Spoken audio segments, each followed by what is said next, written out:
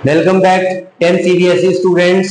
यहाँ पर दूसरे लेक्चर में हैं हम और लाइट की बात कर रहे हैं। रिफ्लेक्शन ऑफ लाइट पार्ट 1 आपने लेक्चर आई थिंक पसंद आया होगा, आपको डिस्कस किया था हमने।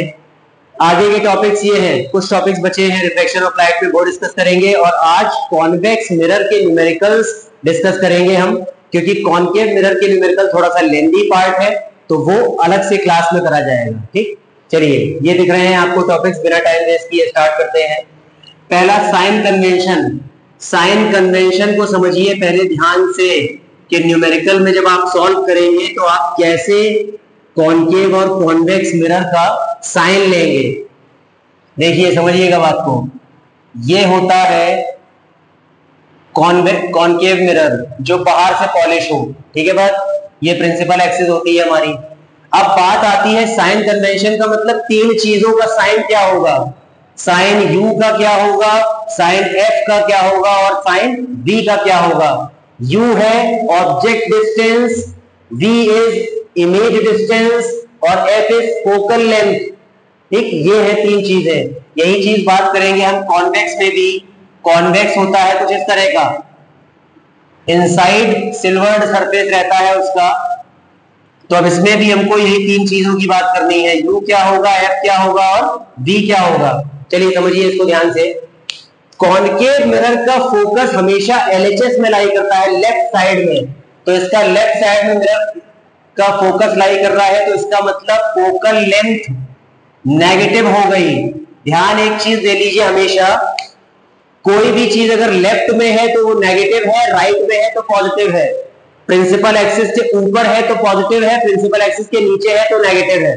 फिर से मैं बता दूं आपको, पोल से गिनना है। पोल से अगर लेफ्ट में है नेगेटिव, राइट में है पॉजिटिव, प्रिंसिपल एक्सिस से ऊपर है पॉजिटिव, नीचे है नेगेटिव। ये होता है साइन कन्वेंशन लेने का तरीका। अब देखिए, फोकल लेंथ आपकी LHS में है तो फोकल लेंथ हमेशा ही नेगेटिव लेंगे आप। ये नेगेटिव लिखा हुआ है, माइनस और VE नेगेटिव।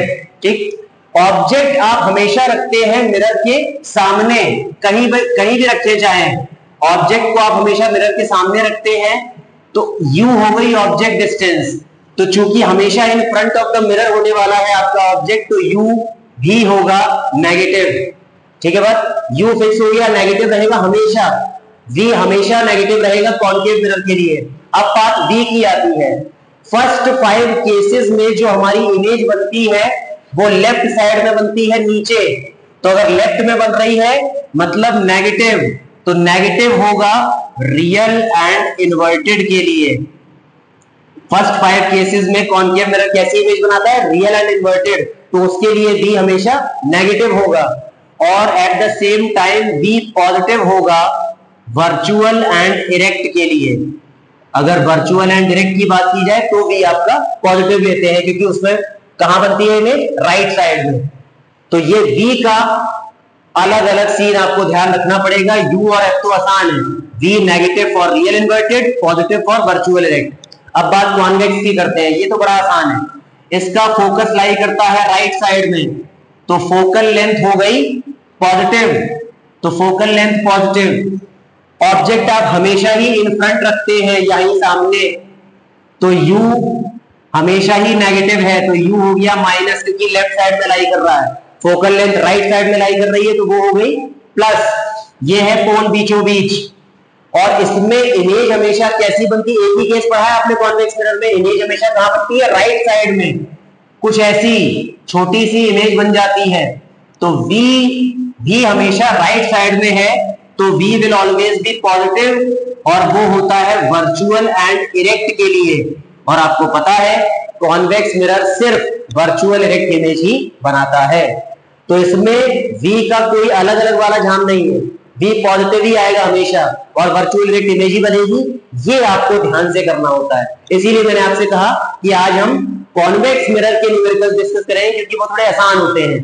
कॉनकेव में आपको थोड़ा डिटेल में समझना पड़ेगा। ये हो गई पहली चीज की बात, जिसको बोलते हैं साइन कन्वेंशन। बना लीजिए, अच्छे से समझ लीजिए। ठीक, आगे बढ़ेंगे। आगे टॉपिक है हमारा लीनियर मैग्निफिकेशन क्या होता है। पहले तो मैं डेफिनेशन बता दूं आपको लीनियर मैग्निफिकेशन की। It is the ratio of size of image to the size of object. I repeat, it is the ratio of size of image to the size of object. m से denote करते हैं linear magnification को और उसका formula होता है size of image upon size of object. ठीक, ये है लीनियर मैग्निफिकेशन. तो m is equals to size of image को आप h2 से डिनोट करते हैं सीबीएसई बोर्ड में और साइज ऑफ ऑब्जेक्ट को h1 से. तो ये आ गया मैग्निफिकेशन का बेसिक फॉर्मूला. अब मैं पूरा फॉर्मूला बताता हूं आपको. मैग्निफिकेशन का पूरा फॉर्मूला होता है minus v upon u equals h2 by h1. Minus लगता है यहां पर v और u में. इन सारी चीजों का मतलब, सारे सिंबल्स का मतलब समझ लीजिए. u क्या होता है? Object distance. u है ऑब्जेक्ट कितनी दूर रखा है. v होती है इमेज डिस्टेंस. h1 है साइज ऑफ ऑब्जेक्ट. ऑब्जेक्ट का साइज कितना है, मतलब ऑब्जेक्ट की लेंथ कितनी है. और h2 होता है साइज ऑफ इमेज. ये है चार चीजें और m खुद लीनियर मैग्निफिकेशन है. तो ये होता है एंटायरली फॉर्मूला. इसमें जैसे जैसा डेटा दिया जाता है उस हिसाब से हम यूज करते हैं. अब दो इंपॉर्टेंट बातें मैग्निफिकेशन के लिए, तो मैं यहां नोट करके लिखता हूं आपके लिए. नोट समझिएगा. पहला, मैग्निफिकेशन आपका हमेशा नेगेटिव होता है रियल एंड इन्वर्टेड इमेज के लिए. रियल एंड इन्वर्टेड इमेज के लिए मैग्निफिकेशन हमेशा ही नेगेटिव होगा. ठीक बात. अब बात आती है मैग्निफिकेशन पॉजिटिव की. तो मैग्निफिकेशन पॉजिटिव होता है वर्चुअल एंड इरेक्ट के लिए. और दूसरा इंपॉर्टेंट नोट जो मैं आपको बताने की कोशिश कर रहा हूं वो मैग्निफिकेशन का देखिए. मैग्निफिकेशन अगर लेस देन 1 आ गया, ध्यान समझिएगा, h2 अपॉन h1, अगर मैग्निफिकेशन की वैल्यू लेस देन 1 है इसका मतलब h2 upon h1 less than 1 है. इसका मतलब h2 less than h1. Image का साइज छोटा आ रहा है साइज ऑफ ऑब्जेक्ट से. इसका मतलब इमेज कैसी बन रही होगी? डिमिनिश्ड. तो अगर m लेस देन 1 है तो डिमिनिश्ड इमेज बनेगी. Diminished image. अगर m ग्रेटर देन 1 है, ग्रेटर देन 1, तो मैग्निफाइड या फिर एनलार्ज्ड इमेज बनेगी. मैग्निफाइड या फिर एनलार्ज्ड. और अगर m की वैल्यू इक्वल टू 1 है तो सेम साइज की बनेगी इमेज. अगर इक्वल आ गया तो सीधा h1 is equal to h2, मतलब h1 h2 बराबर हो गए, मतलब सेम साइज की. तो ये दोनों इंपॉर्टेंट बातें मैग्निफिकेशन की दुनिया की आपको याद रखनी है. बहुत ज्यादा जरूरी चीज है ये. बात समझ आ रही है? ठीक. मैग्निफिकेशन नेगेटिव रियल इन्वर्टेड के लिए, पॉजिटिव वर्चुअल इरेक्ट के लिए, और ये मैग्निफिकेशंस है डिमिनिश्ड, मैग्निफाइड और सेम साइज के लिए. ये थी लीनियर मैग्निफिकेशन की कहानी. इसके बारे में एक छोटी सी चीज और मैं बता दूं आपको. आपको दिख रहा है magnification, it is the size of image to the size of object. Size of image की यूनिट भी क्या होगी? सेंटीमीटर. इसकी भी सेंटीमीटर. तो दोनों कट गए तो मैग्निफिकेशन की कोई यूनिट नहीं होती है. इसीलिए आप लिखते हैं m हैज नो यूनिट, मतलब इट इज यूनिटलेस.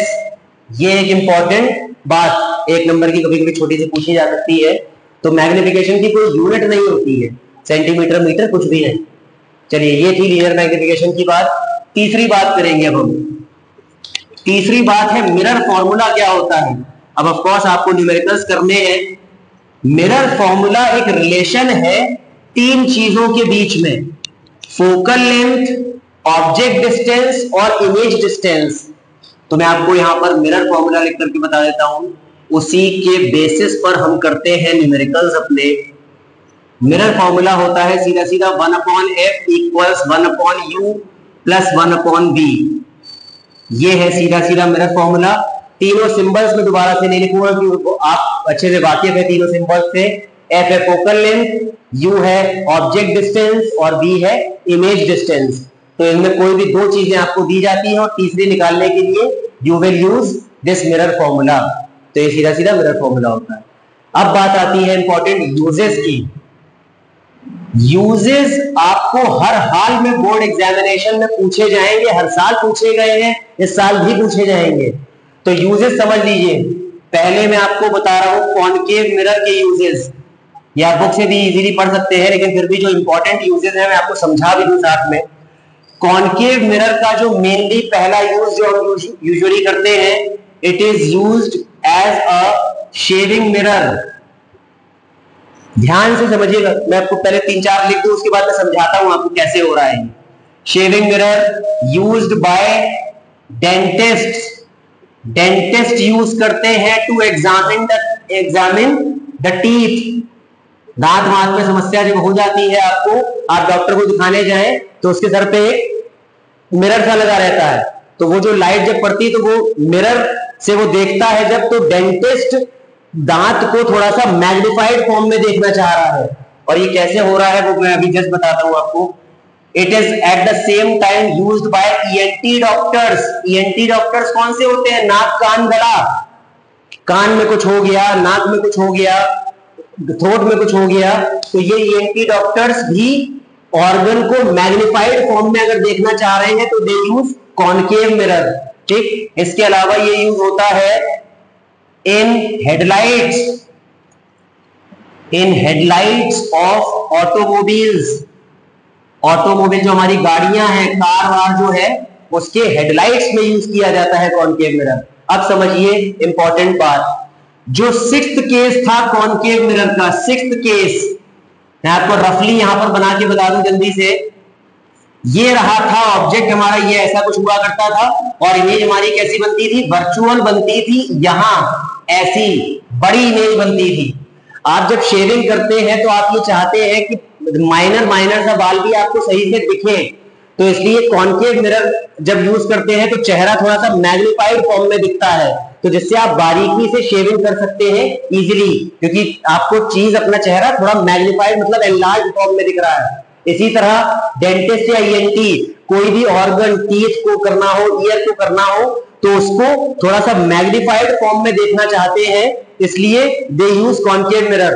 तो ये सब केसेस में सब लोग कौन सा केस यूज कर रहे हैं? कॉनकेव मिरर का 6th केस, 6th केस, जिसमें ऑब्जेक्ट की इमेज मैग्निफाइड बनती है और वर्चुअल इरेक्ट बनती है। देखिए, वर्चुअल इरेक्ट बनाना जरूरी है, रियल इन्वर्टेड से काम नहीं चलेगा। आप शेविंग कर रहे हैं, अगर आपका चेहरा उल्टा दिखने लग जाए मिरर में, तो how will you do the shaving? तो इसलिए वर्चुअल इरेक्ट बनाना जरूरी है, तो इसलिए 6th केस का यूज करते हैं हम कॉनकेव मिरर में।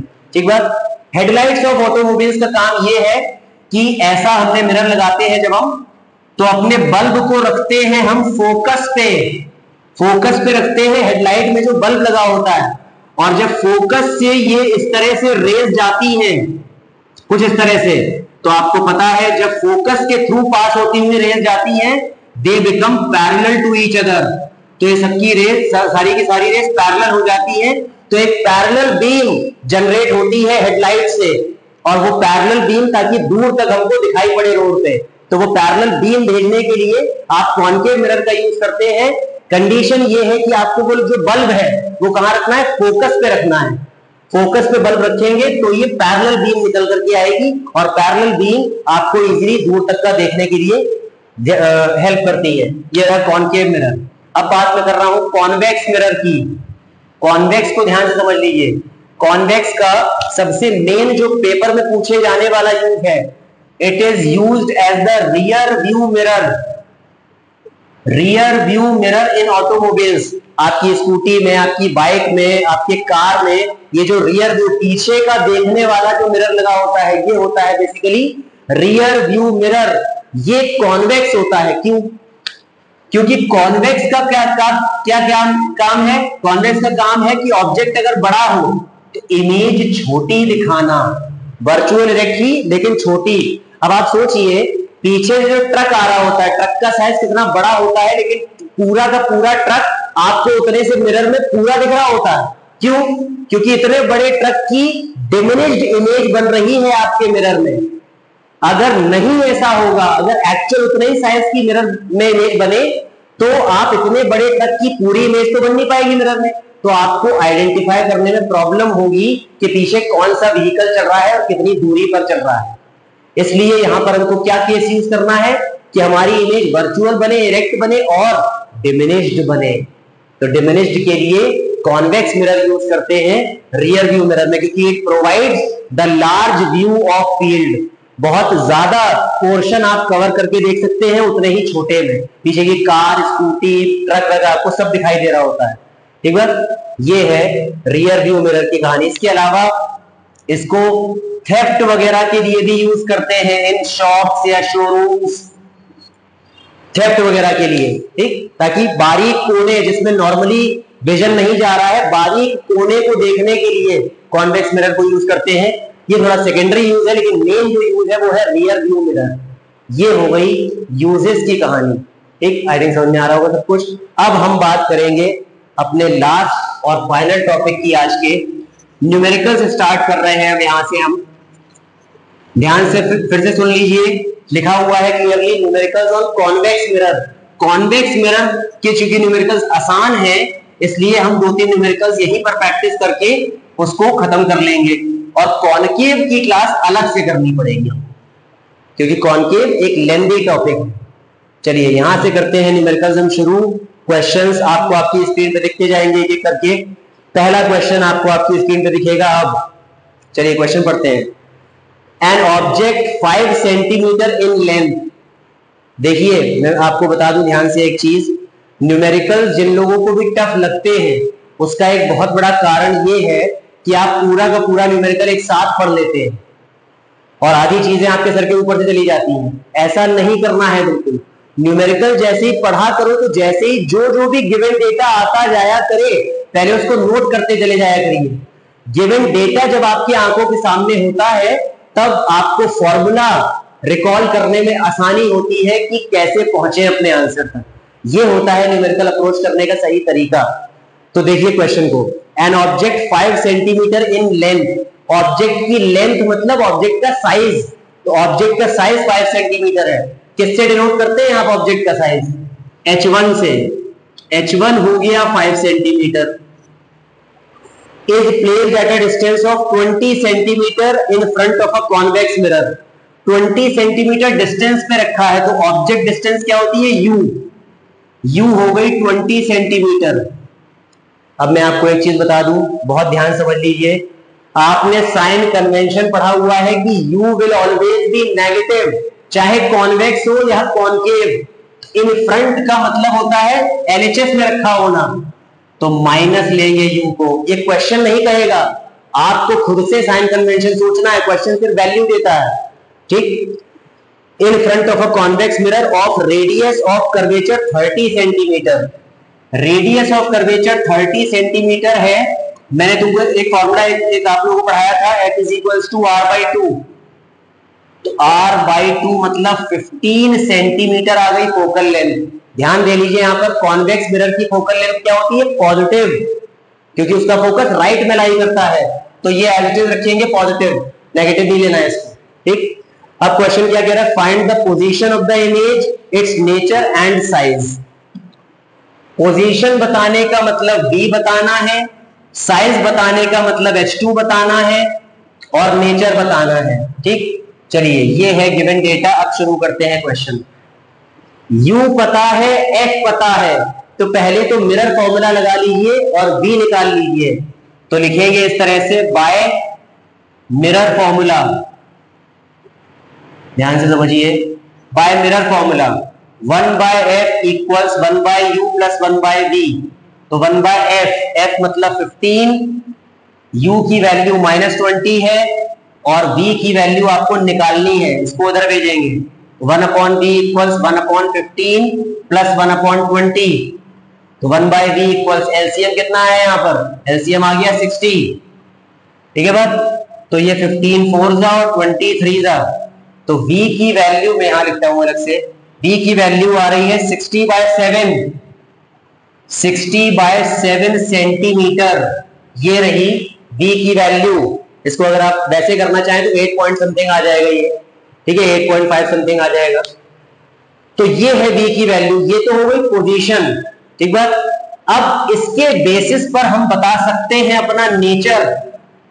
सबसे पहले तो एक छोटी चीज मैं आपको बता दूं, जो गलती करते हैं बच्चे बोर्ड में, v को ऐसे निकाल करके लिख के छोड़ आते हैं।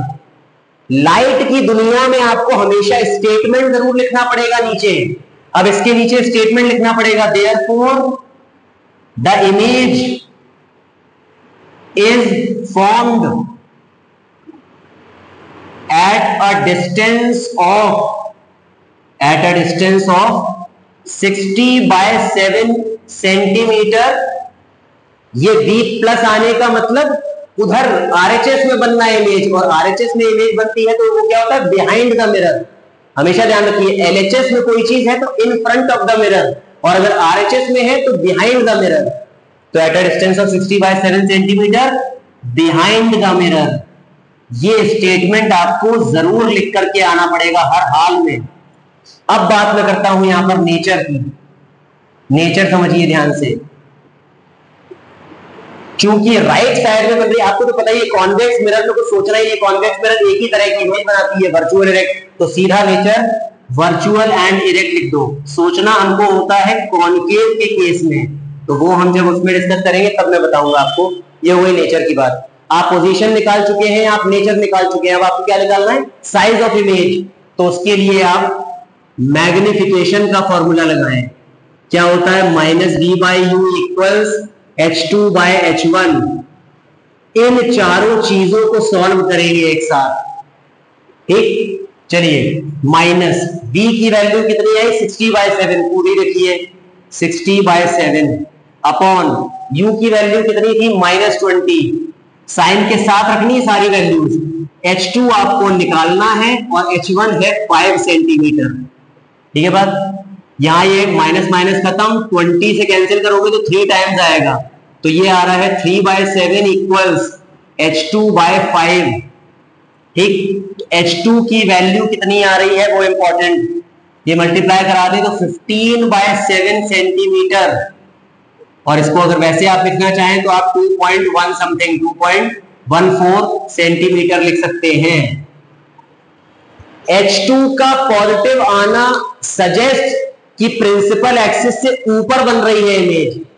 V और U LHS और RHS के हिसाब से चलते हैं, H1 और H2 ऊपर और नीचे के हिसाब से चलते हैं। तो अगर ऊपर है आप तो प्लस आ रहा है, और कॉन्वेक्स मिरर आपका वर्चुअल इरेक्ट इमेज ही बनाता है तो वो ऊपर ही होती है। तो ये हो गया साइज ऑफ इमेज, ये थी इस न्यूमेरिकल की कहानी। समझ में आ रहा होगा आई थिंक आपको, कोई ऐसी प्रॉब्लम नहीं आनी चाहिए। आगे बढ़ेंगे हम लोग दूसरे क्वेश्चन की तरफ। चलिए, दूसरा क्वेश्चन आपको आपकी स्क्रीन पर दिखेगा। अब क्वेश्चन पढ़िए, और जैसे कि मैंने सजेस्ट किया आपको वैसे ही करिए, पहले डेटा लिखिए, उसके बाद पहुंचिए आप एक एक करके डेटा तक, वो आपको सजेस्ट करेगा कि कौन सा फॉर्मूला लगाएं और किस तरह से आगे बढ़ें। चलिए देखिए अगला question, a convex mirror used for rear view on an automobile has a radius of curvature 3.00 metre. तो रेडियस दिया है 3 मीटर। अगर रेडियस दिया है तो तुरंत फोकल लेंथ निकाल लीजिए। फोकल लेंथ क्या होती है, r/2, ठीक। और आगे की चीज 5 मीटर में दी है, ठीक है। r/2 का मतलब 3/2, तो ये हो गया 1.5 मीटर। ये हो गई focal length. Focal length plus की होती है तो प्लस ही रहेगी। If a bus is located at 5 meter from the mirror, find the position, nature and size. बस इज लोकेटेड, पीछे से कोई बस आ रही है जिसकी डिस्टेंस 5 मीटर है, तो बस क्या है हमारे लिए, ऑब्जेक्ट। रियर व्यू मिरर में बस दिखेगी तो बस हमारे लिए क्या होगी, ऑब्जेक्ट। तो ऑब्जेक्ट की डिस्टेंस 5 मीटर है, मतलब यू हो गया 5 मीटर, और यू क्या होता है हमेशा, नेगेटिव। तो ये रही यू की वैल्यू और ये रही आपके एफ की वैल्यू, ठीक बात। चलिए, तो अगेन काम वही करना है, सारी चीजें निकालनी है आपको बाय मिरर फॉर्मूला। देखिए अब 1/f equals 1/u plus 1/v। f की वैल्यू 1.5, u की वैल्यू -5 और v आपको निकालना है। ये इधर भेजिए, तो 1/v इक्वल्स 1/1.5 प्लस 1/5। एलसीएम आ गया यहां पर। एलसीएम देखिए 1.5 और 5 में अगर आप कंफ्यूजन वैसे तो होना नहीं चाहिए, सीधा सीधा आप 7.5 ले लीजिए एलसीएम, कुछ ज्यादा ध्यान करने की जरूरत नहीं है।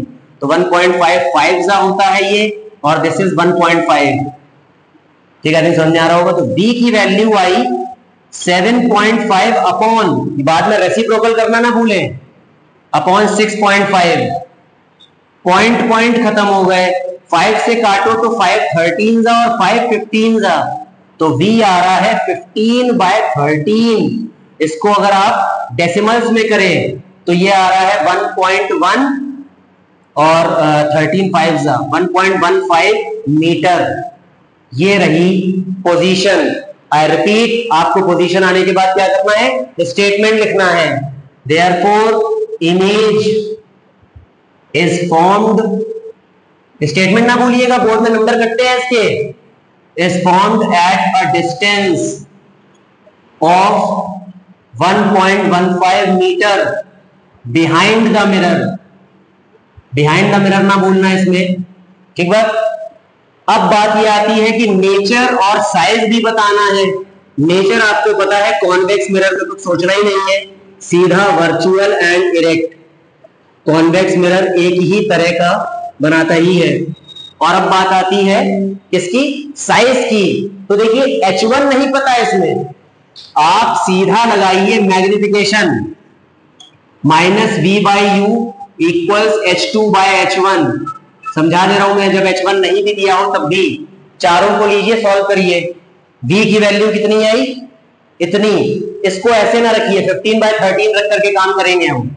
-15/13 और अपॉन u की वैल्यू -5, H2 अपॉन H1, क्योंकि H2 H1 कुछ नहीं पता है। इसको अगर सॉल्व करें तो माइनस माइनस खत्म, 5 3 तो 3/13 इक्वल्स H2/H1। तो H2 इज इक्वल्स टू आ रहा है 3/13 H1, और ये 3/13 को लगभग आप क्या लिख सकते हैं, 0.23 के हिसाब से लिख सकते हैं। अब आप देख सकते हैं बहुत इजीली, 0.23 मतलब मैग्निफिकेशन कितना आ रहा है, 0.23। मैंने आपको समझाया था, मैग्निफिकेशन जब 1 से कम हो तो कैसी इमेज बनती है, diminished. Therefore image is diminished. तो साइज के बारे में इस तरह से आंसर कर देते हैं ऐसे क्वेश्चनों में। अगर H1 पता होता तो यहां पूरी वैल्यू रख के H2 निकालते। ये है मतलब इस चीज का, इमेज इज डिमिनिश्ड। ठीक, चलिए तीसरा और आखिरी क्वेश्चन में आपको और करा दूं। आई थिंक सब ठीक जा रहा होगा, समझ में आ रहा होगा आपको, कोई ऐसे प्रॉब्लम नहीं होगी। तीसरा और आखिरी क्वेश्चन देख लीजिए यहां पर। अब डेटा क्या क्या दिया है। न्यूमेरिकल जब भी यहां कराए जाया करें, साथ साथ में प्रैक्टिस करा करिए। कथा टाइप का सुनने ना लग जाया करिए कि लाओ लेटे लेटे न्यूमेरिकल देख लें। लेटे लेटे कुछ नहीं होता, लेटे लेटे देखोगे तो लेटे लेटे वाले नंबर आएंगे। चलिए तीसरा और आखिरी क्वेश्चन देखिए। अ 4.5 सेंटीमीटर निडल, ये निडल क्या है, एक तरह का ऑब्जेक्ट, तो उसकी लेंथ दी गई है, मतलब उसका साइज दिया गया है। तो H1 की वैल्यू हो गई 4.5 centimetre, is place 12 centimetre away from a convex mirror. ये U हो गया कितना, 12, तो इसको क्या लेंगे आप, -12। और focal length 15 centimetre, focal length सीधी सीधी 15 सेंटीमीटर दी है। U हमेशा नेगेटिव होता है, F कॉन्वेक्स मिरर के लिए हमेशा पॉजिटिव होता है, तो इसको नेगेटिव इसको पॉजिटिव ले लिया। साइन कन्वेंशन की गलती नहीं होनी चाहिए। Give the location of the image and magnification. सीधा सीधा ये लगाइए, आपको पहले तो इमेज की पोजीशन निकालनी है। 1/15 इक्वल्स 1/-12 प्लस 1/v, तो 1/v इक्वल्स, इसको इधर भेजेंगे, 1/15 प्लस 1/12। एलसीएम आएगा 60, तो 15 4 जा 60 और 12 5 जा, तो 1/v इक्वल्स आ रहा है 9/60, तो v आ गया 60/9। 3 से कैंसिल आउट कर ले तो 3 जा और 20 जा, तो v की वैल्यू आ रही है 20/3 सेंटीमीटर। आप इसको ऐसे भी छोड़ सकते हैं, और if you want you can write 6.67 as well, 6.67 centimetre भी लिख सकते हैं। अब मुद्दा वही है, आपको स्टेटमेंट, तो image is found at a distance of 20/3 metre, sorry centimetre, 20/3 centimetre behind the mirror. ठीक बात।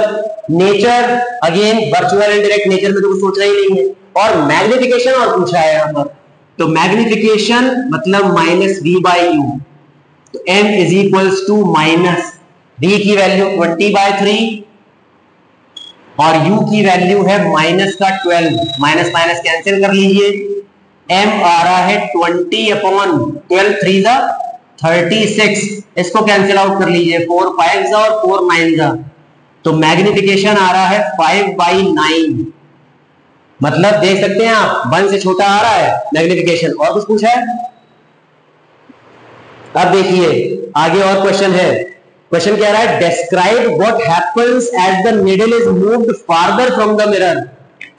आपका कॉन्वेक्स मिरर का केस ऐसा होता है, ध्यान समझ लीजिए, यहां कहीं ऑब्जेक्ट आप रखते हैं तो ऐसी कहीं इमेज बनती है आपकी, ठीक, ये होता है u और ये होता है v, ठीक है, इसमें कोई प्रॉब्लम तो नहीं। अब वो ये कह रहा है कि तब क्या होगा जब ऑब्जेक्ट को, निडल को दूर ले जाएं मिरर से। ध्यान रखिए, अगर ऑब्जेक्ट को आप दूर ले जाएंगे तो इमेज, बहुत इंपॉर्टेंट चीज है ये। देखिए आपको अगर ऐसे नहीं समझ में आ रहा, आप इसको ऐसे समझिए, मिरर फॉर्मूला से मैं आपको समझाता हूं, आप मिरर फॉर्मूला समझिए। अगर u बढ़ाने लगेंगे, इसको और दूर ले आए तो u अगर बढ़ाने लगेंगे, आप इसको ऐसे समझिए, लॉजिकली मैं समझाता हूं आपको। बहुत दूर अगर कोई ट्रक होता है, बहुत दूर अगर कोई ट्रक होता है तो उसकी इमेज और छोटी दिख रही होती है, और जैसे जैसे ट्रक पास आने लगता है उसकी इमेज थोड़ी थोड़ी बड़ी होती जाती है। ये बात ठीक है? इसका मतलब अगर बहुत दूर ट्रक रहा तो ये इमेज और पास बनेगी। अगर बहुत दूर, तो u को अगर बढ़ाएंगे तो v विल डिक्रीज, ये जितना पास आएगी मिरर के उतनी छोटी बनेगी। यह है इंपॉर्टेंट बात। और इसलिए ये अगर u को आप बढ़ाएंगे तो v विल डिक्रीज। तो यहां पर जो आपको लिखना है वो ये लिखना है, if u increases then v decreases, therefore image will be highly diminished, image will be highly diminished। अगर दूर ले जाते हैं आप ऑब्जेक्ट को तो बहुत छोटी इमेज आपको मिलने लगेगी। ये था इस लास्ट वाले डिस्क्रिप्शन क्वेश्चन का आंसर। तो ये थे कॉन्वेक्स मिरर के 3 न्यूमेरिकल्स। आज के लिए इतना ही। और यहाँ पर रिफ्लेक्शन ऑफ लाइट की थ्योरी तो खत्म हो ही गई है, कॉन्वेक्स मिरर के न्यूमेरिकल्स खत्म हो गए हैं। आपको जिस भी तरह के न्यूमेरिकल्स में कोई प्रॉब्लम आए आप कमेंट सेक्शन में तुरंत बताइए। अगर आपको प्रैक्टिस के लिए और क्वेश्चंस चाहिए आप मुझे टेक्स्ट करिए, कमेंट करिए, मैं आपको और क्वेश्चंस प्रोवाइड कर दूंगा। बहुत मेहनत करिए क्योंकि आपके 7-8 महीने बाद बोर्ड्स हैं, और बहुत अच्छा परफॉर्म करिए। चलिए मिलते हैं नेक्स्ट क्लास में, और नेक्स्ट क्लास में हम डिस्कस करेंगे न्यूमेरिकल्स ऑन कॉनकेव मिरर। चलिए ओके, खुश रहिए, गुड डे, बहुत मेहनत करिए, मिलते हैं दूसरे क्लास में।